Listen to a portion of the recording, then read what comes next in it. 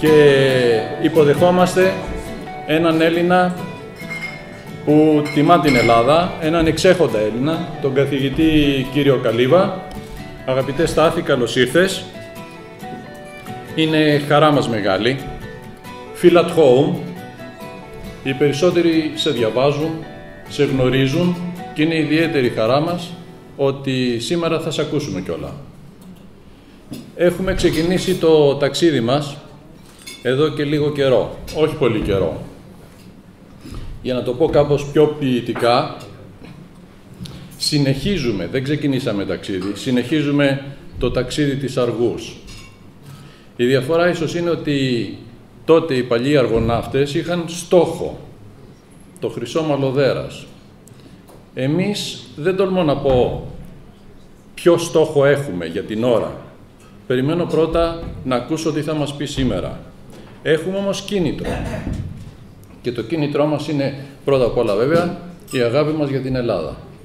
Θα μου πεις, όλοι οι Έλληνες την αγαπάνε την Ελλάδα. Έχουμε όμως κάτι διαφορετικό, κάτι επιπλέον. Ότι είμαστε Έλληνες που ζούμε έξω από την Ελλάδα.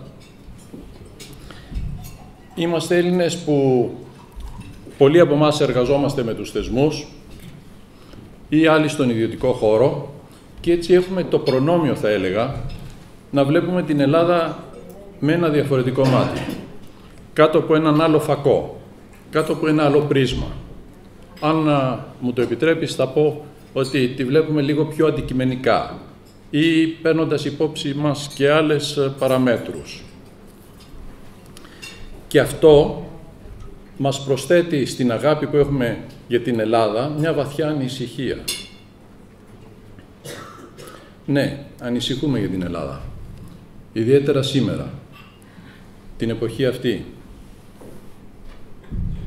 Όπως είπα, ξεκινήσαμε πριν λίγο καιρό και εμείς ψαχνόμαστε. Διερωτώμεθα τι μπορούμε να κάνουμε, τι μπορεί να γίνει, πού πηγαίνει όλη αυτή η ιστορία.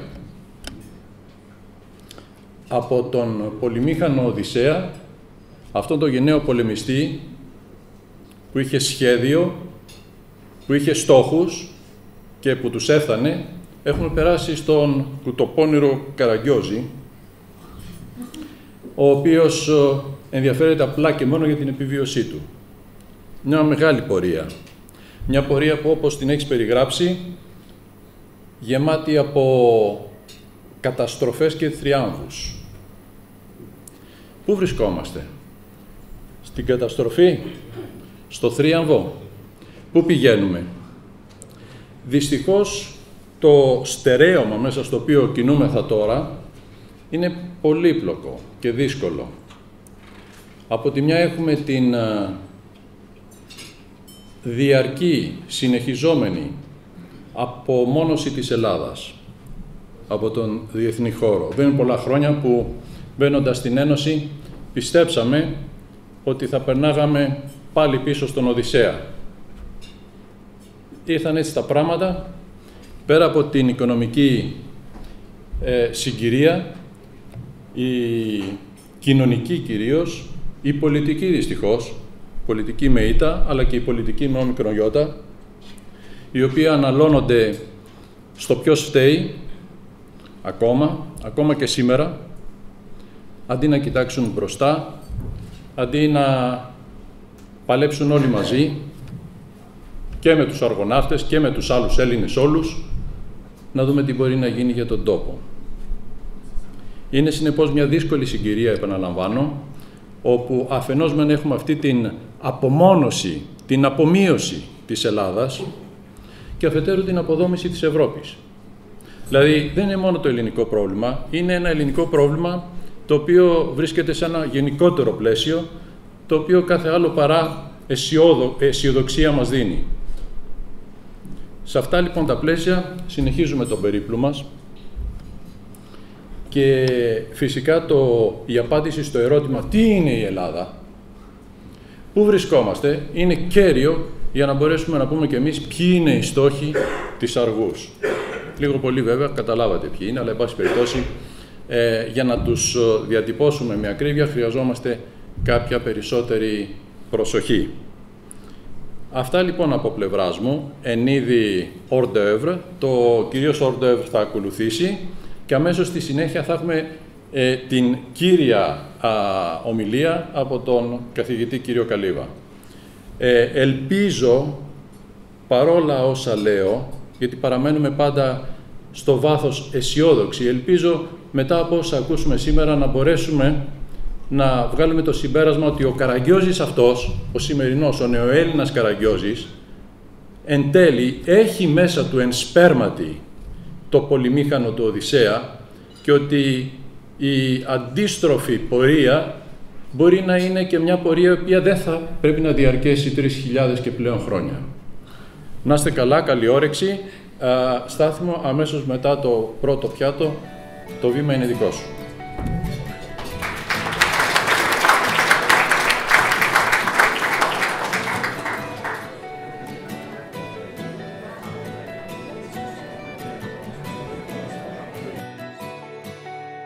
Χαίρομαι που μου δίνεται η ευκαιρία να συζητήσουμε απόψε για θέματα που μας απασχολούν όλους. Θα σας μιλήσω για την δουλειά αυτή, για αυτό το βιβλίο και για τις κεντρικές ιδέες που υπάρχουν μέσα σε αυτό. Και ελπίζω και μετά την ομιλία μου να κάνουμε μια συζήτηση πάνω σε θέματα που μας απασχολούν όλους. Και ξεκινώντας με το ερώτημα αυτό, τι είναι η Ελλάδα, είναι ένα ερώτημα που ακούγεται πολύ γενικό και θα προσπαθήσω να το εξειδικεύσω. Αν δείτε μάλιστα τον υπότιτλο, η ιστορική πορεία ενός σύγχρονου έθνους είναι ένας υπότιτλος που κάτω από κανονικές συνθήκες ακούγεται αιρετικό, γιατί στην αυτοσυστασία κατά κάποιο τρόπο της Ελλάδας υπάρχει αντίληψη ότι δεν είμαστε σύγχρονο, αλλά είμαστε αρχαίο έθνος. Και αυτό είναι από τα βασικά στοιχεία που θέλω να τονίσω. Η αφορμή για αυτή την ομιλία και για αυτό το βιβλίο είναι το βιβλίο αυτό που βγήκε στα αγγλικά πέρσι τον Μάιο. Είναι μια σειρά των εκδόσεων, των πανεπιστημιακών εκδόσεων της Οξφόρδης, που λέγεται What Everyone Should Know About, και μου ζήτησε να γράψω ένα βιβλίο για την Ελλάδα. Το αντικείμενό μου ως πολιτικού επιστήμονα είναι οι συγκρούσεις και οι εμφύλιοι πόλεμοι. Για την Ελλάδα είχα ένα περιφερειακό ενδιαφέρον και ξεκίνησα ουσιαστικά να προβληματίζομαι και να ασχολούμαι, όπως και πολλοί άλλοι, με το ξεκίνημα της κρίσης, δηλαδή από το 2009 και μετά. Και όταν μου προτείνα να γράψω αυτό το βιβλίο, σκέφτηκα ότι ήταν μια πρόκληση να ξαναδώ την ελληνική ιστορία με τη ματιά του πολιτικού επιστήμονα, όχι με τη ματιά του ιστορικού, και επίσης να τη δω με έναν τρόπο που να μην είναι απλώς μια απαρίθμηση ιστορικών γεγονότων, αλλά να προσπαθεί να ερμηνεύσει, να κατανοήσει και να απαντήσει στο ερώτημα του αν υπάρχει κάποιο νήμα συνεκτικό που μας εξηγεί το τι είναι η Ελλάδα, το από πού ξεκίνησε, πού κατέληξε και γιατί περνάει τα διάφορα στάδια τα οποία περνάει. Στην ελληνική έκδοση του βιβλίου, που λέγεται «Καταστροφές και θρίαμβοι», το οποίο μάλιστα μόλις αυτές τις μέρες κυκλοφορεί και η τρίτη έκδοση που ξαναδούλεψα, η προσπάθεια ήταν αυτό το αφήγημα το οποίο έγραψα κυρίως για ένα ξένο κοινό, αγγλόφωνο κοινό, να το προσαρμόσω στις απαιτήσεις του ελληνικού κοινού, αλλά συγχρόνως να διατηρήσω και τα βασικά χαρακτηριστικά του αφηγήματος αυτού που προτείνω. Και πάνω σε αυτό θα μιλήσω σήμερα, θα σας δώσω την κεντρική ιδέα και τα βασικά στοιχεία με πολύ συνοπτικό τρόπο και πιστεύω να σας τραβήξω αρκετά το ενδιαφέρον, τόσο ώστε να γίνει και μια ενδιαφέρουσα συζήτηση. Υπάρχει μια διαδεδομένη αντίληψη, η πιο διαδεδομένη αντίληψη κυρίως στην εποχή της κρίσης, αλλά και παλιότερα, που διατρέχει την αντίληψη για την ελληνική ιστορία και σε ξένους και σε Έλληνες. Και αυτή δεν είναι άλλη ότι ουσιαστικά μπορεί κανένας να περιγράψει τη σύγχρονη Ελλάδα ως μια μόνιμη αποτυχία. Από τους ταξιδιώτες και τους περιηγητές, τους Ευρωπαίους που έρχονταν στην Ελλάδα πριν την ανεξαρτησία, έως τους δημοσιογράφους που ασχολήθηκαν με την Ελλάδα της κρίσης, αυτό είναι το βασικό θέμα που διατρέχει την ανάλυση. Για να σας δώσω μόνο ένα από τα πολλά παραδείγματα, ο Ρότζερ Κοέν, ένας από τους μεγάλους επιφυλιδογράφους στο New York Times, είχε γράψει ένα άρθρο το 2010, στο οποίο βασικά απαριθμεί τις μεγάλες καταστροφές της ελληνικής ιστορίας και καταλήγει στο συμπέρασμα ότι η Ελλάδα είναι μια χώρα με μια έφεση στις καταστροφές. Και επομένως το ερώτημα που πρέπει να θέσουμε δεν είναι γιατί υπέστη την κρίση, αλλά αυτό είναι αυτονόητο. Την υπέστη διότι πάντα ήταν σε μια κατάσταση καταστροφής και κρίσεων. Και αυτό είναι ουσιαστικά είτε έμεσα είτε άμεσα το αφήγημα το οποίο κυριάρχησε για την Ελλάδα και θα έλεγα επικρατεί και μέσα στην Ελλάδα. Και αν σκεφτεί κανένας τον τρόπο με τον οποίο εμείς οι Έλληνες αντιμετωπίζουμε την ιστορία μας και την ταυτότητά μας, τον εαυτό μας δηλαδή με άλλα λόγια, θα έλεγα ότι χαρακτηρίζεται από μια πάρα πολύ βαθιά διπολικότητα. Διπολικότητα με την ψυχολογική έννοια του όρου. Από τη μια πλευρά έχουμε αυτή την τάση να δίνουμε μεγάλη έμφαση στην αρχαιότητα, στη σχέση μας με τον αρχαίο ελληνικό πολιτισμό, ένα πολιτισμό που όλοι θαυμάζουν, ο οποίος άφησε το σημάδι του στην ιστορία, το αρχαίο κλέος, αλλά απ' την άλλη, όταν συγκρίνεσαι με αυτόν τον πολιτισμό, πάντα αποτυχάνεις να φτάσεις στο ύψος του, πάντα παρατηρείς ουσιαστικά τις αποτυχίες του και αυτό δημιουργεί το άλλο σκέλος αυτής της διπολικότητας, την αίσθηση της συνεχούς αποτυχίας που αποτυπώνεται με αυτή την έκφραση της πυροκόστανης. Θα έλεγα και ότι, όπως ο κύριος Παπάς ανέφερε πριν, το δίπολο του Οδυσσέα και του Καραγκιόζη είναι οι προσωποποιήσεις αυτών των δύο ακραίων καταστάσεων. Ο Πάτρικ Λι Φέρμορ, ο πολύ γνωστός Βρετανός συγγραφέας που έζησε όλη τη ζωή στην Ελλάδα, έλεγε και έγραψε στα βιβλία του για τη σύγκρουση ανάμεσα στους Έλληνες και στους Ρωμιούς. Και πιο πρόσφατα και ο Νικηφόρος Διαμαντούρος χρησιμοποίησε την έκφραση περί ελληνικού διεισμού, ο εξυγχρονισμός από τη μία πλευρά και ο λαϊκισμός από την άλλη. Πάντα υπάρχει αυτή η αίσθηση ότι συγκρούονται δύο διαφορετικοί πολιτισμοί. Αυτό δεν είναι παρεπιπτόντως χαρακτηριστικό μόνο της Ελλάδας. Μία από τις πιο δημοφιλείς ερμηνείες της γαλλικής ιστορίας στο 19ο αιώνα ήταν ότι μπορούσες να κατανοήσεις την γαλλική ιστορία ως σύγκρουση ανάμεσα στους Γαλάτες και στους Φράγκους. Έχει όμως μεγάλα προβλήματα αυτή η αντίληψη της συνεχούς αποτυχίας και μπορείτε να διαβάσετε πολλές περιγραφές για την κατάσταση στην Ελλάδα σήμερα αλλά και παλιότερα ως μια κατάσταση που ουσιαστικά είναι ένα άθροισμα από παθογένειες. Το κράτος δεν λειτουργεί, η κοινωνία δεν λειτουργεί, οι Έλληνες δεν ακολουθούν κανόνες, έχουν προβλήματα, προβληματική συμπεριφορά κλπ. Είναι ένα αφήγημα το οποίο δεν είναι λάθος. Όλοι μας έχουμε εμπειρίες που ανταποκρίνονται σε αυτή την περιγραφή, αλλά απ' την άλλη έχει και βασικά προβλήματα. Και τα βασικά προβλήματα αυτά είναι αφενός το γεγονός ότι ουσιαστικά βασίζεται σε μια στασιμότητα, δηλαδή η κατανόηση της Ελλάδας βασίζεται στην αντίληψη ότι τίποτα ποτέ δεν αλλάζει, ότι το ελληνικό κράτος πάντα παραμένει στο ίδιο άθλιο επίπεδο φερειπίν, η δημόσια διοίκηση πάντα είναι χάλια, οι Έλληνες πάντα είναι απίθαρχοι κλπ. Οπότε δεν έχουμε μία αίσθηση των αλλαγών, υπάρχει μια διαχρονικότητα και μια στασιμότητα στην περιγραφή αυτή και θα μπορούσα να σας δώσω πάρα πολλά παραδείγματα που έχουν αυτό το χαρακτήρα. Και το δεύτερο πρόβλημα είναι με τι συγκρίνουμε την Ελλάδα όταν θέτουμε το θέμα της συνεχούς αποτυχίας. Δηλαδή, αποτυχία σε σχέση με τι. Πάντα υπάρχει ένα σημείο αναφοράς, το οποίο δυστυχώς στην περίπτωσή μας δεν προσδιορίζεται. Αν επιχειρήσουμε να το προσδιορίσουμε, θα δούμε ότι ουσιαστικά η Ελλάδα συγκρίνεται υπόρρητα, περισσότερο από ότι άμεσα, με δύο αντικείμενα. Το πρώτο είναι η αρχαιότητα. Είναι πολύ χαρακτηριστικό για να πάμε πίσω στο 19ο αιώνα, πριν την ανεξαρτησία. Πολλοί περιηγητές από τις ευρωπαϊκές χώρες, από την Αγγλία ιδίως, τη Γερμανία και αλλού έρχονταν στην Ελλάδα για να δουν την αρχαιότητα, να συναντήσουν τους απογόνους αυτών των αρχαίων που τόσο θαύμαζαν και βέβαια έβλεπαν κάποιους ανθρώπους πολύ συχνά μίλαγαν αρβανίτικα, είχαν άλλες συμπεριφορές και αυτό τους δημιουργούσε ένα σοκ. Και με αυτή την έννοια έλεγαν αυτοί οι άνθρωποι δεν είναι οι πραγματικοί Έλληνες. Το πιο χαρακτηριστικό παράδειγμα είναι το περίφημο βιβλίο του Φάλμερ Άιερ το 19ο αιώνα που δημιούργησε και τρομερή σύγχυση στην Ελλάδα.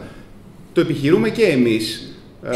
Ουσιαστικά στο πίσω μέρος του μυαλού του κάθε Έλληνα λόγω της παιδείας στο σχολείο είναι ότι υπάρχει σπουδαία αρχαιότητα και υπάρχει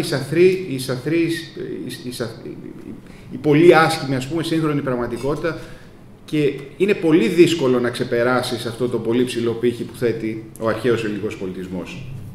Η άλλη σύγκριση που γίνεται, και είναι πολύ ενδιαφέρον αυτό, είναι ότι και εμείς ως Έλληνες αλλά και οι ξένοι που μας βλέπουν πάντα μας συγκρίνουν με τα πιο προηγμένα κράτη της εποχής τους. Υπάρχει ένα πολύ ωραίο απόσπασμα στο βιβλίο του Chris Woodhouse που διάβαζα πρόσφατα, το Μήλο της Έριδας, που περιγράφει την εμπειρία του στην Ελλάδα της δεκαετίας του 40, στο οποίο λέει ότι το ελληνικό κράτος δεν είναι ένα κράτος σαν το γαλλικό ή το βρετανικό. Χαίρομαι πολύ. Αλλά αυτή πάντα είναι η σύγκρουση, ότι η Ελλάδα θα έπρεπε να έχει τα ίδια χαρακτηριστικά ως κράτος και κοινωνία με τα πιο προηγμένα κράτη της εποχής του.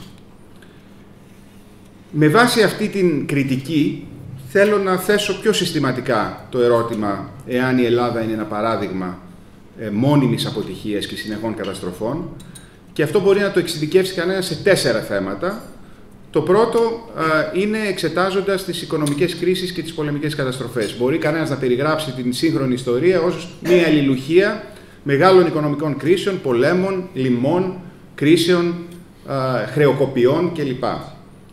Είναι όμως προβληματική αυτού του είδους η απαρίθμηση, διότι οποιαδήποτε άλλη χώρα της Ευρώπης να πιάσει κανένας και να περιγράψει την ιστορική της πορεία, θα δει ότι αποτελείται από πάρα πολλές τέτοιες καταστροφές. Η ιστορία της Ευρώπης, ιδιαίτερα του 20ου αιώνα, δεν είναι η πιο ευχάριστη. Το πρώτο μισό, μάλιστα. Οπότε είναι προβληματικό να επιλέγουμε παραδείγματα καταστροφών για να πούμε ότι η Ελλάδα κατά κάποιο τρόπο είναι μοναδική ή ιδιαίτερη περίπτωση.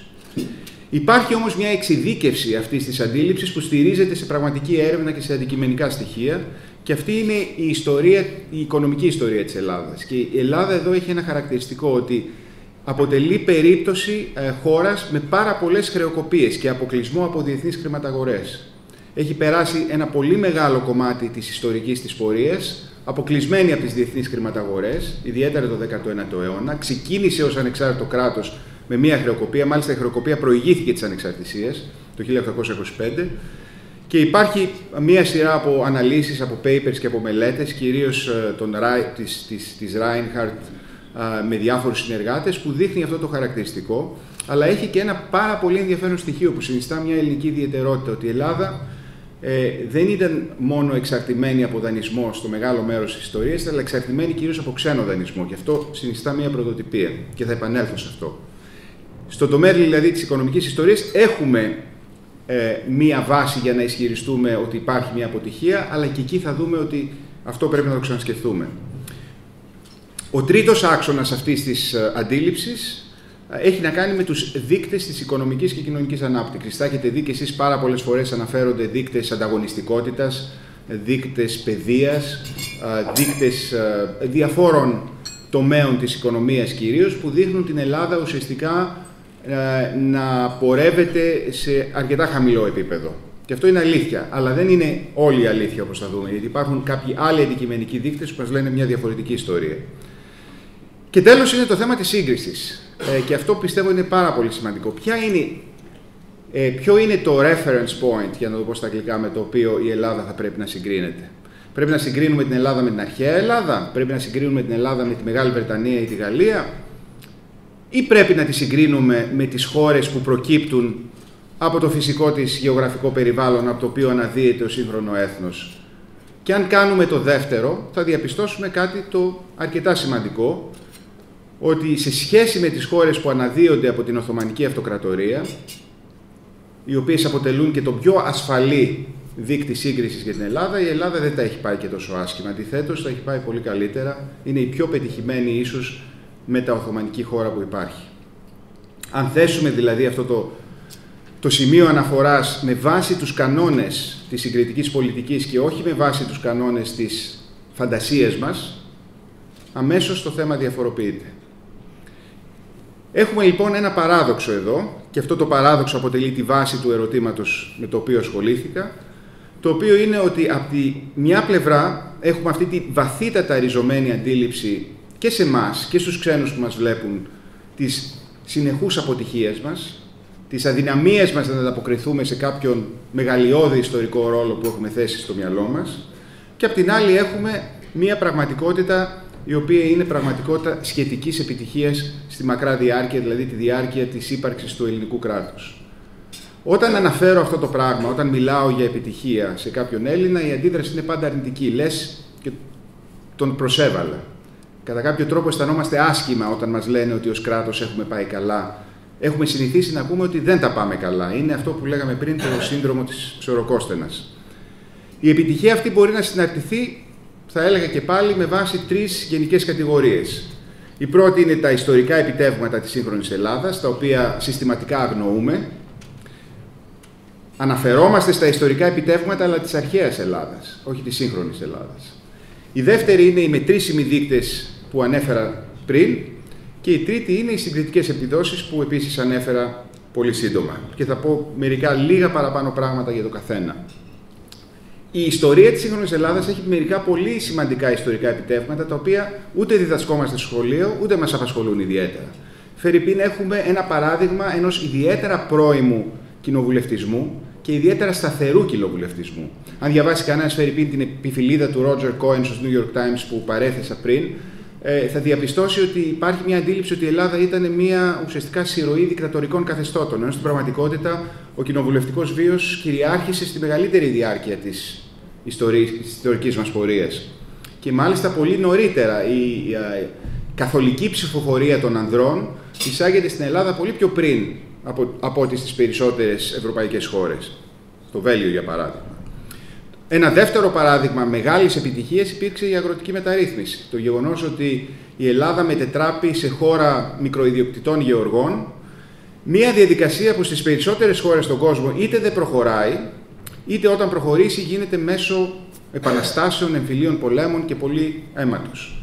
Δεν την ξέρουμε αυτή την ιστορία της αγροτικής μεταρρύθμισης και είναι μια καταπληκτική ιστορία που δείχνει ότι το ελληνικό κράτος σε κρίσιμες στιγμές λειτουργήσε εξαιρετικά αποτελεσματικά. Η αποκατάσταση των προσφύγων της Μικράς Ασίας. Ένα κράτος 5 εκατομμυρίων μπόρεσε να ενσωματώσει 1 εκατομμύριο πρόσφυγες. Αν έχει κανένας παραδείγματα όπως την περίπτωση της Παλαιστίνης, φερειπίν, διαπιστώνει ότι είναι κάτι το εξαιρετικά δύσκολο και στην Ελλάδα είναι και αυτό κάτι το οποίο προσπερνάμε, είναι και κάτι το οποίο πολλές φορές αναφέρεται στην βιβλιογραφία την εξειδικευμένη ως ίσως το μεγαλύτερο επίτευγμα εν καιρό ειρήνης του ελληνικού κράτους. Η μεταπολεμική οικονομική ανάπτυξη. Για 20 χρόνια περίπου η Ελλάδα είχε μία ανάπτυξη που ερχόταν δεύτερη συνολικά μετά την Ιαπωνία. Κατάφερε η Ελλάδα να είναι μια από τις πρώτες χώρες στον κόσμο που ξεπέρασε τις πρώτες χώρες της περιφέρειας, που έφυγε από την υπανάπτυξη και κατάφερε να γίνει μια χώρα του πρώτου κόσμου. Να περάσει από τον τρίτο στον πρώτο κόσμο πολύ νωρίτερα από ό,τι οι περισσότερες άλλες χώρες του τρίτου κόσμου και της περιφέρειας. Και αυτό είναι κάτι το οποίο παραμελούμε, δεν μελετάμε. Υπάρχει ένα καταπληκτικό βιβλίο ενός πολύ γνωστού Καναδού ιστορικού, του William McNeill, που λέγεται «Η μεταμόρφωση της σύγχρονης Ελλάδας», «The Metamorphosis of Modern Greek», που δεν έχει μεταφραστεί ποτέ στα ελληνικά, που ουσιαστικά περιγράφει αυτή τη διαδικασία ανάπτυξης μετά τον Δεύτερο Παγκόσμιο Πόλεμο και τον ελληνικό εμφύλιο. Και ο εκδημοκρατισμός των θεσμών της Ελλάδας από το 1974 και μετά, που είναι ένα πολύ σημαντικό επίτευγμα. Η Ελλάδα βρίσκεται στην πρωτοπορία των χωρών που ξεκινάνε το λεγόμενο τρίτο κύμα της δημοκρατίας, τη μεγάλη επέκταση της δημοκρατίας από το κέντρο στην περιφέρεια και στον υπόλοιπο κόσμο. Θα μπορούσα να σας δώσω και άλλα παραδείγματα, αλλά θέλω απλώς να τονίσω ότι για κάποιο λόγο σημαντικά στοιχεία της ελληνικής ιστορίας τείνουν πολλές φορές να περνάνε απαρατήρητα, να υποβιβάζονται και δίνουμε μεγάλη έμφαση στις αποτυχίες μας. Αλλά το ίδιο ισχύει, πιστεύω, και όταν δούμε τους μετρήσιμους δείκτες. Αν δούμε το κατακεφαλή εισόδημα της Ελλάδας, αν δούμε, φερειπίν, ένα πολύ ενδιαφέρον δείκτη που ανέπτυξε ο Economist, σε ποια χώρα είναι καλό να έχει γεννηθεί κανένας. Αν δει κανένας τον δείκτη κοινωνικής ανάπτυξης, τον δείκτη ανθρώπινης ανάπτυξης, σε όλους αυτούς τους δείκτες η Ελλάδα καταφέρει να τοποθετείται ακόμα και μέσα στην κρίση που περνάει, ανάμεσα στην 30η και στη 40η, στη θέση 45 περίπου. Το να είσαι ως μια χώρα σε αυτό το επίπεδο δεν είναι κάτι το ευκαταφρόνητο, ιδίως αν λάβει υπόψη του το τρίτο άξονα που είναι η σύγκριση. Η σύγκριση δεν είναι μόνο ότι η Ελλάδα είναι η πιο πετυχημένη από τις χώρες που αναδύονται από την Οθωμανική Αυτοκρατορία και μάλιστα χώρες που είχαν πολύ μεγαλύτερα συγκριτικά πλεονεκτήματα, αλλά έχει να κάνει και με τις αντικειμενικές δυσχέρειες. Η Ελλάδα του 1830 είναι μια χώρα ουσιαστικά πρωτόγονη σε σχέση όχι με την πραγματικότητα του κόσμου, αλλά σε σχέση με την πραγματικότητα της Οθωμανικής Αυτοκρατορίας. Είναι μια καθυστερημένη επαρχία χωρίς πλουτοπαραγωγικές πηγές. Αν ρωτούσατε έναν παρατηρητή του 1830 ποια θεωρεί ότι θα είναι η περιοχή της Οθωμανικής Αυτοκρατορίας που θα γνωρίσει τη μεγαλύτερη ανάπτυξη, μπορεί να σας έλεγε την Αίγυπτο. Πολύ πιο πλούσια χώρα, με πολύ πιο στιβαρή διοίκηση, με πολύ πιο πλούσια οικονομία. Αν ρωτούσατε κάποιον το 1920 θα σας έλεγε τη Ρουμανία. Με πετρέλαια, με πεδιάδες, με τεράστιες πλουτοπαραγωγικές πηγές που δεν είχε ποτέ η Ελλάδα. Το γεγονός ότι η Ελλάδα, μια χώρα που δεν είχε αντικειμενικά σπουδαίες δυνατότητες, κατάφερε να γίνει η πιο πετυχημένη από τις χώρες που προκύπτουν από την Οθωμανική Αυτοκρατορία, είναι και αυτό κάτι το πιστεύω ιδιαίτερα σημαντικό. Αν τα βάλουμε όλα αυτά μαζί, πιστεύω ότι προκύπτει ένα πολύ ενδιαφέρον ερώτημα. Δεν θέλω να μειώσω τη σημασία των καταστροφών, αντιθέτως θεωρώ ότι είναι πραγματικές καταστροφές, από την κρίση που ζούμε σήμερα μέχρι τον εμφύλιο πόλεμο, την καταστροφή της κατοχής, τη Μικρασιατική καταστροφή κλπ. Αλλά αυτό θέτει ένα πολύ ενδιαφέρον ερώτημα. Πώς γίνεται η Ελλάδα ουσιαστικά να επιτυγχάνει διαχρονικά μέσω από διαδοχικές αποτυχίες. Αυτό κατά τη γνώμη μου είναι το πολύ ενδιαφέρον ελληνικό παράδοξο που μας θέτει μπροστά σε ένα πολύ ενδιαφέρον ερώτημα και αυτό επιχειρώ να απαντήσω στο βιβλίο. Η απάντησή μου βασίζεται σε ένα σχήμα με 3 χρόνους. Ο πρώτος χρόνος είναι φιλόδοξα εγχειρήματα, τα οποία θέτουν την Ελλάδα σε μια τροχιά υπέρβασης, η οποία είναι μαξιμαλιστική συχνά. Ο δεύτερος χρόνος αφορά τις καταστροφές που ακολουθούν τα εγχειρήματα αυτά, γιατί ακριβώς οι στόχοι είναι τόσο φιλόδοξοι και η κοινωνία δεν ανταποκρίνεται αντικειμενικά στους στόχους αυτούς. Και ο τρίτος είναι οι ξένες διασώσεις, οι οποίες, όπως θα δούμε, παίζουν ένα κομβικό ρόλο στην σύγχρονη ελληνική ιστορία, πράγμα που αντιλαμβάνεται κανένας όταν συγκρίνει την ιστορία της Ελλάδας με αυτήν, ας πούμε, των Βαλκανίων ή της Λατινικής Αμερικής. Τέλος, αυτό το σχήμα περιγράφει μια λογική κύκλων, 7 διαφορετικών κύκλων, που μας επιτρέπει να κατανοήσουμε την σύνθετη και πολύπλοκη ιστορία αυτών των 2 σχεδόν αιώνων με έναν, πιστεύω, πολύ πιο απλό τρόπο. Ας ξεκινήσουμε λοιπόν από τα 7 φιλόδοξα εγχειρήματα. Ποια είναι αυτά? Το πρώτο φιλόδοξο εγχείρημα είναι η δημιουργία ενός ανεξάρτητου κράτους. Είναι εύκολο εκ των υστέρων να θεωρήσουμε ότι αυτό ήταν αυτονόητο, αλλά στην πράξη ήταν ρηξικέλευτο. Κανένας άλλος δεν είχε σκεφτεί, όχι μόνο στη Βαλκανική, όχι μόνο στην Οθωμανική Αυτοκρατορία, αλλά εκτός του σκληρού πυρήνα της Ευρώπης, και αν εξαιρέσουμε την Αμερική βέβαια και τον πόλεμο της ανεξαρτησίας της, δεν είχε σκεφτεί την ιδέα ότι θα μπορούσαν να σταθούν ανεξάρτητα κράτη. Είχαμε μια ιστορία εξεγέρσεων μέσα στην Οθωμανική Αυτοκρατορία, αλλά χωρίς ποτέ το αίτημα ενός ανεξάρτητου έθνους κράτους.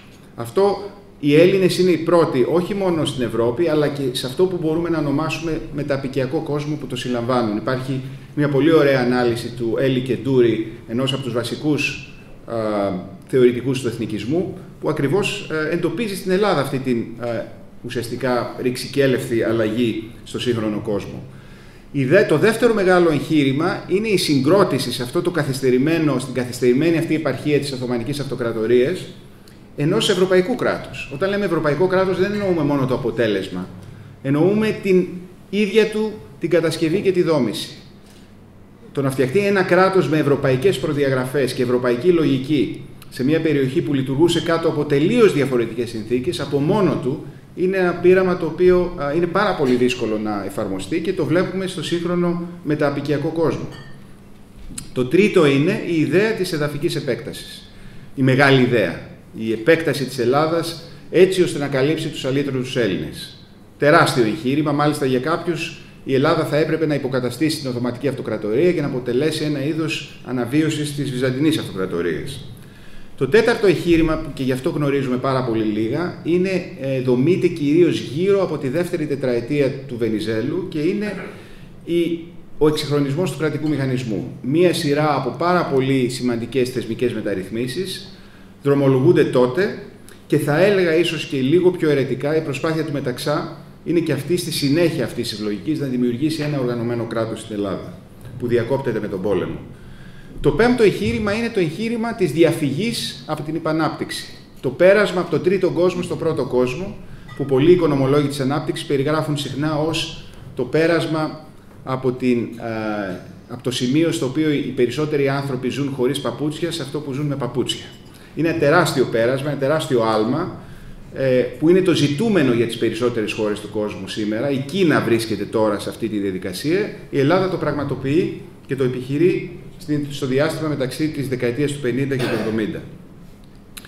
Το έκτο εγχείρημα είναι ο εξυγχρονισμός των πολιτικών θεσμών, η δημιουργία δηλαδή πολιτικών θεσμών φιλελεύθερων και χωρίς κανένα είδος αποκλεισμού, που θα ξεκινήσει το 1974, αυτό που ονομάζουμε μεταπολίτευση, και που δίνει στην Ελλάδα ένα σύνταγμα, μια πολιτική σταθερότητα, ένα κομματικό ανταγωνισμό που είναι αντίστοιχη με αυτήν άλλων προηγμένων βιομηχανικών χωρών και που ακόμα και στη διάρκεια της κρίσης αποτελεί βάση σταθερότητας. Δεν χτυπιούνται αυτοί οι θεσμοί, δεν έχουμε πραξικοπήματα, δεν έχουμε άλλου είδους προβλήματα. Είναι θεσμοί που παρά τα προβλήματα και τις παθογένειές τους, χαρακτηρίζονται από πολύ μεγάλη σταθερότητα. Και τέλος, το τελευταίο εγχείρημα είναι η ιδέα της πρόσδεσης της Ελλάδας στο άρμα το οικονομικό των πιο ανεπτυγμένων χώρων της Ευρώπης μέσω ενός κοινού νομίσματος και μέσω ουσιαστικά κοινών οικονομικών θεσμών. Τι μπορούμε να πούμε για όλα αυτά τα εγχειρήματα? Αν τα κοιτάξει κανένας προτού πραγματοποιηθούν, χαρακτηρίζονται από υπέρμετρη φιλοδοξία. Αντικειμενικά, όταν τα δει κανένας, δύσκολα μπορεί να πει ότι θα πετύχουν. Δύσκολα μπορεί να πει κανένας το 1820 ότι ένα εγχείρημα για τη δημιουργία ελληνικού ανεξάρτητου κράτους έχει νόημα, έχει βάση, είναι ρεαλιστικό. Το ίδιο ισχύει και για όλα τα άλλα. Το δεύτερο που πρέπει να πει κανένας γι' αυτά είναι ότι έχουν ένα ενδιαφέρον χαρακτηριστικό. Χαρακτηρίζονται από πολιτική κοινοτομία. Δεν είναι πράγματα που ακολουθούν ένα είδος μόδας. Αντίθετα, ανοίγουν έναν δρόμο που θα ακολουθήσουν και πολλοί άλλοι στο μέλλον. Και έχει πολύ ενδιαφέρον γιατί η Ελλάδα βρίσκεται με αυτόν τον περίεργο τρόπο στην πρωτοπορία των πολιτικών εξελίξεων διεθνώς. Αυτό το ονομάζω, είναι ένα είδος η Ελλάδα πρώιμου ύστερου εξυγχρονιστή. Είναι μια ενδιαφέρουσα αντίφαση, ένα ενδιαφέρον παράδοξο. Αν θεωρήσουμε ότι ο κόσμος αποτελείται από την καρδιά της Ευρώπης και τις πρώην μεγάλες αποικίες της, τις Ηνωμένες Πολιτείες, Φερρυπίν, τον Καναδά ή την Αυστραλία, και τον υπόλοιπο κόσμο, μπορεί να πει κανένας ότι έχουμε τους πρώιμους εξυγχρονιστές και μετά τον υπόλοιπο κόσμο τους ύστερους. Από τους ύστερους η Ελλάδα ανήκει στους πρώτους, που επιχειρούν να ουσιαστικά μιμηθούν την Ευρώπη και τον υπόλοιπο ανεπτυγμένο κόσμο, και αυτό είναι το μοντέλο το οποίο εν πολλοίς δεν πετυχαίνει ή δεν έχει πετύχει ακόμα του τρίτου κόσμου. Το μεγαλύτερο κομμάτι του τρίτου κόσμου δεν έχει περάσει ακόμα, δεν έχει κάνει το άλμα που έκανε η Ελλάδα τότε. Πού οφείλεται αυτή η περίεργη πρωτοτυπία? Ισχυρίζομαι ότι οφείλεται στο χαρακτήρα των ελληνικών ελίτ, που για διάφορους ιστορικούς λόγους που θα μπορούσαμε να συζητήσουμε είχαν πάντα μία εξωστρέφεια, ένα κοσμοπολιτισμό και χαρακτηρίζονταν από την διαπλοκή τους, ας πούμε, με τη διασπορά. Είχαν πάντα μία παρουσία εκτός του ελλαδικού χώρου. Άνθρωποι σαν τον Αδαμάντιο Κοραή Φερρυπίν, που έπαιξε πολύ καθοριστικό ρόλο στον τρόπο με τον οποίο η Ελλάδα έγινε ανεξάρτητο κράτος, ήταν ένας άνθρωπος ο οποίος ζούσε στο Παρίσι. Δεν πάτησε τα πόδια του στην Ελλάδα από τη στιγμή που έφυγε από τη Σμύρνη. Τα εγχειρήματα αυτά όμως είναι μαξιμαλιστικά. Σπρώχνουν μια κοινωνία που δεν έχει, να το πούμε έτσι, τα αντικειμενικά φόντα πέρα από τις δυνατότητές της. Και ως αποτέλεσμα αυτού του μαξιμαλισμού έχουμε τις μεγάλες καταστροφές. Οι καταστροφές δηλαδή είναι ίδιον αυτών των μεγάλων εγχειρημάτων. Ποιες είναι οι καταστροφές αυτές? Βεβαίως η Ελληνική Επανάσταση αντικειμενικά δεν είχε πιθανότητες επιτυχίας και γι' αυτό στρατιωτικά ητάται το 1825 με 27. Βεβαίως το ελληνικό κράτος που δημιουργήθηκε σε αυτή την επαρχία της Οθωμανικής Αυτοκρατορίας δεν μπορούσε να είναι ευρωπαϊκό και γι' αυτό χρεοκοπεί και ουσιαστικά σχεδόν καταρρέει με τον πόλεμο του 1997 και τη χρεοκοπία του 1993. Βεβαίως η Ελλάδα δεν θα μπορούσε να υπάρξει και να γίνει υποκατάστατο της η αναγέννηση της Βυζαντινής Αυτοκρατορίας και γι' αυτό έχουμε τη Μικρασιατική καταστροφή. Η προσπάθεια του κρατικού εξυγχρονισμού είχε πολύ πιο σοβαρά φόντα, αλλά δυστυχώς ατύχησε. Έπεσε στη μεγάλη λέλαπα του Δευτέρου Παγκοσμίου Πολέμου και βρήκε στο τέλος της στον πόλεμο αυτό και στον εμφύλιο πόλεμο που ακολούθησε. Η μεγάλη προσπάθεια οικονομικής ανάπτυξης που συμβαίνει μετεμφυλιακά είναι πετυχημένη οικονομικά αλλά αποτυχημένη πολιτικά και καταλήγει στη δικτατορία, στην αδυναμία της δηλαδή να κάνει και την πολιτική υπέρβαση αφού έκανε την οικονομική υπέρβαση. Η προσπάθεια δημιουργίας ευρύτερων και χωρίς αποκλεισμού πολιτικών θεσμών πετυχαίνει. Το 1981 έχουμε μια πρώτη εναλλαγή κομμάτων που με βάση την παλιότερη ελληνική ιστορία θα ήταν αδύνατο να τη φανταστεί κανένας, αλλά καταλήγει σε μια πάρα πολύ μεγάλη κρίση που δεν την έχουμε εκτιμήσει με βάση το μέγεθός της, είναι πολύ κοντά σε εμάς, το 89-90, όπου τότε το χρέος φτάνει ποσοστά που προσεγγίζουν το χρέος της κρίσης, δηλαδή ξεπερνάει το 100%, υπάρχει πολιτική παράλυση και φτάνουμε σε ένα σημείο που σχεδόν κινδυνεύει να καταρρεύσει η Ελλάδα. Και βέβαια έχουμε και την κρίση του 2009 που ακολουθεί την προσπάθεια και το εγχείρημα πρόσδεσης της Ελλάδας με το όχημα της ευρωπαϊκής οικονομικής ενοποίησης. Τι μπορούμε να πούμε για τις καταστροφές αυτές? Έχουν ένα ενδιαφέρον πέρα του ότι προκύπτουν από τα φιλόδοξα εγχειρήματα και αυτό είναι ότι διεθνοποιούνται. Οι κρίσεις της Ελλάδας, αντίθετα με κρίσεις άλλων χωρών, έχουν έναν τρόπο να τραβούν την προσοχή την παγκόσμια πάνω τους. Αν συγκρίνει κανένας φερειπίν την κρίση της Ελλάδας τώρα με την κρίση της Αργεντινής το 2001, θα διαπιστώσει πρώτον ότι το μέγεθός τους είναι τελείως δυσανάλογο των χωρών. Η Αργεντινή είναι πολύ μεγαλύτερη και από κάποιες απόψεις μπορεί να πει και πιο πλούσια αντικειμενικά χώρα από την Ελλάδα. Αλλά το Διεθνές Νομισματικό Ταμείο το 2001 την αφήνει να βουλιάξει και να καταρρεύσει. Αυτό δεν συμβαίνει στην περίπτωση της Ελλάδας. Αντίθετα, όλοι γνωρίζουμε, γιατί και όλος ο κόσμος γνωρίζει για την ελληνική κρίση, ενώ για την Αργεντινή, την κρίση της Αργεντινής πρέπει να είσαι ειδικός για να ξέρεις. Η περίεργη αυτή διεθνοποίηση των ελληνικών κρίσεων, που οφείλεται στο γεγονός, όπως είπα πριν, ότι ουσιαστικά αφορούν πολιτικές διεργασίες που βρίσκονται στην παγκόσμια πρωτοπορία με έναν περίεργο τρόπο, λόγω του πρώιμου χαρακτήρα αυτών των διεργασιών, είναι που εξηγεί τις διεθνείς αντιδράσεις. Το γεγονός ότι έχουμε ξένες παρεμβάσεις που διασώζουν την Ελλάδα και θα έλεγα σώζουν ένα μεγάλο κομμάτι της μίζας. Δηλαδή, αυτό που συμβαίνει είναι ότι οι καταστροφές δεν καταστρέφουν το κεφάλαιο που αποκτήθηκε στη διάρκεια της ανόδου, του άλματος. Έχουμε βέβαια την απμαχία του Ναβαρίνου και την επιβολή από τις μεγάλες δυνάμεις της εποχής της ελληνικής ανεξαρτησίας στην Οθωμανική Αυτοκρατορία. Είναι πολύ χαρακτηριστικό ότι στην συνθήκη με την οποία ιδρύεται το ελληνικό ανεξάρτητο κράτος δεν εκπροσωπούνται οι Έλληνες επαναστάτες, οι ηγέτες της επαναστατημένης Ελλάδος. Είναι μια συμφωνία ανάμεσα στις μεγάλες δυνάμεις και την Οθωμανική Αυτοκρατορία. Είναι πολύ ενδιαφέρουσα η περίπτωση και η ιστορία, καθόλου γνωστή ευρύτερα, της επιβολής του Διεθνούς Οικονομικού Ελέγχου το 1897. Αν ξέρετε την Αθήνα, θα ξέρετε ότι υπάρχει ένα δρομάκι δίπλα στην Τράπεζα της Ελλάδας που λέγεται Οδός Εδουάρδου Λό. Ο Εδουάρδος Λό ήταν ο υπεύθυνος του Διεθνούς Οικονομικού Ελέγχου, το οποίο στην μνήμη πολλών Ελλήνων ταυτίστηκε με μια απίστευτη φτώχεια, αλλά απ' την άλλη υπήρξε η βάση πάνω στην οποία ανασυγκροτήθηκε η Ελλάδα. Η μικρασιατική καταστροφή είναι σε μεγάλο βαθμό ο χειρισμός και η διαχείριση των επιπτώσεών της, είναι σε μεγάλο βαθμό αποτέλεσμα του ελληνικού κράτους, αλλά έπαιξε τρομερό βαθμό η κοινωνία των εθνών, νεότευκρη τότε, και ιδιαίτερα, και έχει πάρα πολύ ενδιαφέρον να διαβάσει κανένας, η ιστορία της Επιτροπής της Αποκατάστασης Προσφύγων, της οποίας ηγείται ένας άνθρωπος που θα παίξει μεγάλο ρόλο αργότερα, ο Hans Morgenthau.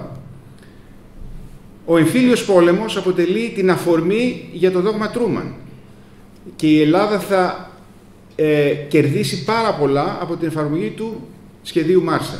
Και αυτό θα επιτρέψει την Ελλάδα να μπει σε μια καινούργια βάση, βεβαίως να ξεπεράσει και να κερδίσει η κυβερνητική παράταξη στον εμφύλιο πόλεμο, να αποφύγει η Ελλάδα την τύχη των άλλων βαλκανικών χωρών που πέρασαν στο κομμουνιστικό στρατόπεδο και να ξεκινήσει αυτή τη μεγάλη ανάπτυξη. Η μετάβαση στη δημοκρατία και η δόμηση και συγκρότηση δημοκρατικών θεσμών το 1974 θα βοηθηθεί πάρα πολύ από την αντίληψη ότι η Ελλάδα πλέον μπαίνει στην ΕΟΚ και συμμετέχει σε ένα ευρύτερο σχήμα. Βασικός λόγος και βασικό κίνητρο της οποίας δεν ήταν ποτέ απλώς η οικονομική ανάπτυξη, αντιθέτως θα έλεγα, αλλά η πολιτική σταθερότητα και η εξασφάλιση και εγγύηση αυτής της πολιτικής σταθερότητας. Αυτή ήταν η ιδέα του Κωνσταντίνου Καραμανλή. Και τέλος θα έλεγα ότι η ιδέα και τα πλεονεκτήματα της ΟΝΕ ήταν αυτά που οδήγησαν στο μάζεμα της οικονομίας μετά τη μεγάλη κρίση το 89-90, στο σημάζεμα της Ελλάδας τότε που επέτρεψε και την ανάπτυξη που ακολούθησε, όσο επίπλαστη και να ήταν μια πολύ σημαντική προσπάθεια που δεν θα μπορούσε να είχε γίνει αν δεν υπήρχε η αντίληψη ότι η Ελλάδα είχε αυτό το στόχο μπροστά της. Και μπορεί να πει κανένας ότι το μνημόνιο είναι μια τέτοια διάσωση με όλα τα προβλήματα και τα λάθη που έχουν γίνει. Είναι μια εξέλιξη που υπήρξε πολύ καλύτερη από το να αφαιθεί η Ελλάδα να καταρρεύσει και να χρεοκοπήσει όπως η Αργεντινή το 2001, χωρίς να ξέρουμε βέβαια ποια θα είναι η τελική κατάληξη του εγχειρήματος. Αλλά αυτά είναι οι 7 διασώσεις που κλείνουν αυτούς τους 7 κύκλους. Και όπως είπα, υπάρχει μια θετική, υπάρχει και μια αρνητική διάσταση σε αυτές τις διασώσεις. Η αρνητική διάσταση είναι ότι ενισχύουν την ελληνική ανασφάλεια, παράγουν και ανατροφοδοτούν ένα αίσθημα ταπείνωσης, σε κανέναν δεν αρέσει να το σώζει κάποιος άλλος, και βέβαια οδηγεί στην συγκρότηση ασθενών θεσμών. Όταν σε σώζει κάποιος άλλος, δεν χτίζεις εσύ ο ίδιος τους θεσμούς αυτούς που θα αντέξουν άλλες κρίσεις. Οπότε δημιουργεί ουσιαστικά αυτή η διάσωση πάντα τον κίνδυνο μιας νέας καταστροφής, ακριβώς επειδή προβάλλει αυτό το πρόβλημα που είναι γνωστό στα οικονομικά ως moral hazard, ηθικός κίνδυνος. Και είναι επίσης χαρακτηριστικό ότι το βασικό στοιχείο, το νήμα που διατρέχει τους περισσότερους συγγραφείς ελληνικής ιστορίας είναι η ψύχωση, θα έλεγα, με τις ξένες παρεμβάσεις και τις ξένες επεμβάσεις. Η ιδέα ότι η Ελλάδα είναι υποχείριο των ξένων. Λες και αν αφινόταν η Ελλάδα χωρίς αυτές τις παρεμβάσεις, κατά κάποιο τρόπο θα λειτουργούσε καλύτερα και θα πετύχαινε καλύτερα αποτελέσματα, το οποίο είναι τελείως, θεωρώ, μη ρεαλιστικό. Αλλά ψυχολογικά και συναισθηματικά οι διασώσεις αυτές δημιουργούν ένα πρόβλημα. Το θετικό βεβαίως είναι αυτό που είπα πριν, ότι επειδή διασώζουν πολλά από τα κεκτημένα της προηγούμενης περίοδου, του προηγούμενου άλματος, εξηγούν πώς μέσα από τις καταστροφές έχουμε μια γραμμική πορεία προς τα πάνω και φτάνουμε στο επίπεδο που βρισκόμαστε σήμερα, που ακόμα και με τα 6 χρόνια τρομερής κρίσης και καταστροφής του εθνικού πλούτου στην Ελλάδα δεν έχουμε χάσει ό,τι κερδίθηκε από τότε που η Ελλάδα μπήκε στο ευρώ. Ακόμα παραμένουμε στο συν, όχι για πολύ βέβαια, αλλά ακόμα είμαστε στο θετικό. Καταλήγω σε συμπεράσματα. Με βάση αυτή την ανάλυση πιστεύω ότι η ουσία της σύγχρονης ελληνικής ιστορίας, για να απαντήσω στο αρχικό ερώτημα τι είναι η Ελλάδα, μπορεί να συνοψιστεί σε 2 σημαντικά στοιχεία. Και τα 2 από τα οποία πιστεύω πολλές φορές δεν προβάλλουμε όσο θα έπρεπε. Το πρώτο είναι η αδιάκοπη, ασταμάτητη προσπάθεια υπέρβασης της περιφερειακής θέσης της χώρας. Η ιστορία της Ελλάδας είναι μια ιστορία υπέρβασης. Πώς θα φύγει από αυτό το περιβάλλον στο οποίο γεννήθηκε και θα γίνει κάτι διαφορετικό, κάτι ψηλότερο και κάτι καλύτερο. Τόσο που αυτό το πράγμα γίνεται δεύτερη φύση και θεωρούμε αυτονόητο όταν συγκρίνουμε και μιλάμε για τα προβλήματα της Ελλάδας να τις συγκρίνουμε με τις πιο προηγμένες χώρες. Γιατί αυτός πάντα ήταν ο στόχος και πιστεύω εξηγεί ορισμένες συγκριτικές ανομαλίες, για να το πω έτσι. Το γεγονός, φερειπίν, ότι παρά τη μεγάλη κρίση ένα πολύ μεγάλο ποσοστό της ελληνικής κοινής γνώμης εξακολουθεί να στηρίζει την ιδέα του κοινού νομίσματος, κάτι που δεν μπορούν να καταλάβουν, φερειπίν, οι συνάδελφοί μου, οι οικονομολόγοι στην Αμερική. Έχει δηλαδή, θα έλεγα, μια σχεδόν υπαρξιακή διάσταση αυτή η προσπάθεια. Και το δεύτερο είναι ότι αυτή η προσπάθεια είναι εξορισμού σχεδόν μετέωρη και ημιτελής. Είναι ένας στόχος που ποτέ δεν μπορεί να κατακτηθεί και γιατί ο στόχος προχωράει συνέχεια και γιατί βέβαια η χώρα έχει αντικειμενικές δυσκολίες. Πέρα από τα λάθη, πέρα από τα σφάλματα, δεν μπορείς απαραίτητα να μετατρέψεις πάντοτε μια χώρα, μια ομάδα, ας πούμε, δεύτερης κατηγορίας, πάντα να την κάνεις πρώτη κατηγορία μόνο με τον βολονταρισμό. Πολλές φορές συναντάς εμπόδια τα οποία είναι αντικειμενικά και άρα αυτό εξηγεί το γεγονός ότι έχουμε αυτή την αίσθηση του unaccomplished, για να το πω στα αγγλικά. Παρ' όλα αυτά όμως, αυτό δεν πρέπει να μας κάνει να παραβλέπουμε το γεγονός ότι αντικειμενικά και συγκριτικά η πορεία της σύγχρονης Ελλάδας είναι μια πετυχημένη πορεία. Και είναι μια πορεία που θα μπορούσε να είναι πρότυπο για πολλές από τις χώρες του τρίτου κόσμου. Αν δεχθούμε βέβαια ότι και εμείς από τον τρίτο κόσμο προκύψαμε και όχι από την αρχαιότητα και το πολύ ψηλό επίπεδο πολιτισμού που υπήρχε τότε. Θα κλείσω με κάποιες σκέψεις για το μέλλον. Και η βασική μου σκέψη είναι ότι το μέλλον είναι άγνωστο, ότι η περιγραφή του παρελθόντος δεν μπορεί να προβληθεί στο μέλλον, ότι το μεγαλύτερο σφάλμα που μπορούμε να κάνουμε είναι να δούμε το μέλλον ως απλώς μια επανάληψη του παρελθόντος. Αντιθέτως, πιστεύω ότι βλέποντας με αυτή την καινούργια ματιά το παρελθόν προβληματιζόμαστε και αναδεικνύουμε κάποια σημαντικά στοιχεία, αλλά αυτό δεν σημαίνει ότι το πράγμα θα πάρει αυτή τη διάσταση.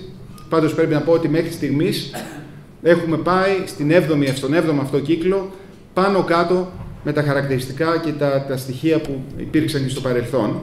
Και γι' αυτό, για να κλείσω και με μια πιο αισιόδοξη νότα, θα σας δώσω 2 παραδείγματα. Το πρώτο είναι, ή ένα παράδειγμα, θα σας πω εντάχει ένα άλλο, είναι ότι όταν είσαι στο μέσο μιας μεγάλης κρίσης δεν μπορείς να φανταστείς την έξοδο και δεν μπορείς να φανταστείς το επόμενο άλμα. Αυτό έχει μελετηθεί πάρα πολύ από ψυχολόγους, βρίσκεται πίσω από την λογική της φούσκας, βρίσκεται πίσω από τη λογική της οικονομικής συμπεριφοράς. Οι άνθρωποι κινούνται σαν κοπάδια, πάντα σκέφτονται με κομφορμιστικό τρόπο. Ένα πολύ χαρακτηριστικό που γράφει ο Δερτιλής στην ιστορία του ελληνικού κράτους, γράφοντας για την περίοδο του 1890-1910, έλεγε ότι ήταν μια περίοδος που χαρακτηριζόταν από μια τεράστια κατάθλιψη. Δηλαδή, διαβάζοντας τα κείμενα της εποχής εκείνης, γράφει, όλοι έχουν κατάθλιψη. Ακόμα και όταν βλέποντας εκ των υστέρων έχει αρχίσει να αλλάζει η χώρα από πίσω, κανένας δεν μπορεί να το δει αυτό το πράγμα. Όλοι θεωρούν ότι η Ελλάδα είναι σε μια πορεία πτώσης. Εξορισμού δηλαδή, όταν είσαι μέσα σε μια πολύ δύσκολη κατάσταση, αδυνατείς να σκεφτείς πώς θα είναι η έξοδος ή πώς θα είναι μια διαφορετική επόμενη μέρα. Γι' αυτό και το βασικό στοιχείο των οικονομικών, για όσους ασχολούνται με επενδύσεις, είναι ότι πρέπει κανένας να αγοράζει όταν οι τιμές είναι χαμηλές και να πουλάει όταν οι τιμές είναι ψηλές. Αλλά κανένας δεν το κάνει. Γι' αυτό και είναι και τόσο σπάνιο και τόσο επικερδές. Θα σας δώσω λοιπόν ένα παράδειγμα. Το 1947, ο Πολ Πόρτερ, απεσταλμένος του Προέδρου Τρούμαν, ήρθε στην Ελλάδα για να δει τι κατάσταση επικρατεί, διότι τους Αμερικάνους τους ανησυχούσε η κατάσταση με τον εμφύλιο στην Ελλάδα και άρχισε να δημιουργείται στην Αμερική ένα πρόβλημα. Τι θα γίνει αν η Ελλάδα γίνει και αυτή κομμουνιστική? Πάμε σε μια πορεία η οποία θα έχει επιπτώσεις μακροπρόθεσμες, το λεγόμενο domino effect. Ο Πόρτερ μιλάει με πολύ κόσμο, συναντάει πολύ κόσμο και γράφει ένα άρθρο που ουσιαστικά αποτελεί μια περίληψη της έκθεσής του, που δημοσιεύεται στο περιοδικό Colliers, που είναι κάτι αντίστοιχο με το Time, με τον τίτλο «Wanted a miracle in Greece». Χρειάζεται ένα θαύμα στην Ελλάδα. Το άρθρο αυτό, αν το διαβάσετε και έχει μεταφραστεί στα ελληνικά, συνήθως χρησιμοποιείται ως παράδειγμα αυτού που είπα στην αρχή, ως παράδειγμα της διαχρονικής παθογένειας του ελληνισμού και του ελληνικού κράτους. Παρατηρεί όλα τα προβλήματα που υπάρχουν στην Ελλάδα, το πελατειακό κράτος, την υπανάπτυξη, τη διαφθορά κλπ.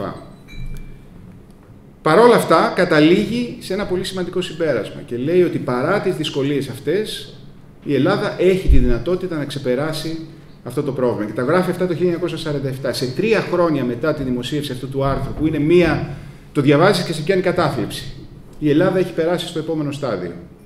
Κανένας τότε δεν θα το πρόβλεπε αυτό το πράγμα. Ολοκληρώνω.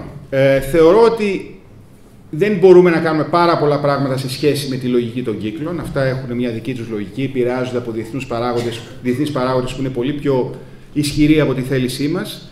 Εκείνο που μπορούμε να κάνουμε, τουλάχιστον εκείνο που προσπαθώ να κάνω εγώ, είναι να επηρεάσουμε το μικρό τρόπο που μπορώ, τον τρόπο με τον οποίο εμείς οι Έλληνες βλέπουμε τον εαυτό μας. Πιστεύω ότι χρειαζόμαστε ένα καινούριο αφήγημα για την Ελλάδα.